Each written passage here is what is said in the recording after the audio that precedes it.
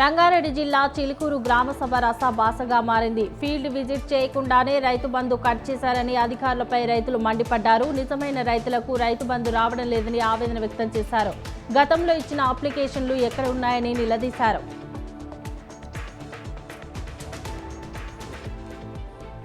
రహదారి భద్రతా మాసోత్సవాల నేపథ్యంలో సికింద్రాబాద్ ఆర్టీఏ అధికారులు తిరుమలగిరి పోలీసుల సంయుక్తంగా అవగాహన ర్యాలీ నిర్వహించారు.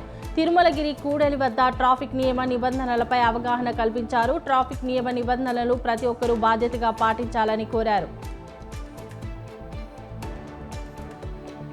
ఎంఆర్పీఎస్ ఆధ్వర్యంలో ఫిబ్రవరి 7న నెక్లెస్ రోడ్లో భారీ సమావేశం నిర్వహించనున్నట్లు మాదిగ మేధావుల ఫోరం రాష్ట్ర అధ్యక్షులు ఆరేపల్లి రాజేందర్ తెలిపారు. రాష్ట్రంలో సీఎం రేవంత్ రెడ్డి మాదిగల వర్గీకరణకు తక్షణమే స్పందించి అసెంబ్లీలో చట్టాన్ని చేసి ఆమోదించాలని కోరారు. ఈ కార్యక్రమానికి ఇరు రాష్ట్రాల మాదిగల విచ్చేసి విజయవంతం చేయాలని ఆయన పిలుపునిచ్చారు. శ్రీకాకుళం జిల్లా తామాడ గ్రామస్తులు గ్రామ సచివాలయాన్ని ముట్టడించారు. గ్రామసభ తీర్మానం లేకుండా మాజీ సర్పంచ్ గ్రామ కంఠం స్థలాన్ని ఎలా రిజిస్ట్రేషన్ చేయించుకున్నారని నిలదీశారు. నిరసన కార్యక్రమం వద్దకు పోలీసులు చేరుకుని వారికి సర్ది చెప్పడంతో గొడవ సద్దుమణిగింది. విద్యుత్ సంస్థలో పనిచేస్తున్న ఆర్జిజన్ కార్మికుల రిలే నిరసన నిరాహార దీక్షలు 4వ రోజుకు చేరుకున్నాయి. తెలంగాణ విద్యుత్ ఆర్జిజన్ కన్వీనర్ జేఏసీ ఆధ్వర్యంలో 5 రోజుల పాటు నిరసన దీక్షలు పిలుపునిచ్చారు. ఈ నేపథ్యంలో పట్టణంలోని ఎస్ఈ కార్యాలయం ఎదుట నేతలు తమ సమస్యలను ప్రస్తావిస్తూ నినాదాలు చేశారు. విద్యాశాఖ మంత్రి లోకేష్ కు ఏలూరు జిల్లా జంగారెడ్డిగూడెం ప్రభుత్వ హైస్కూల్ విద్యార్థులు వినూత్న పద్ధతిలో శుభాకాంక్షలు తెలియజేశారు.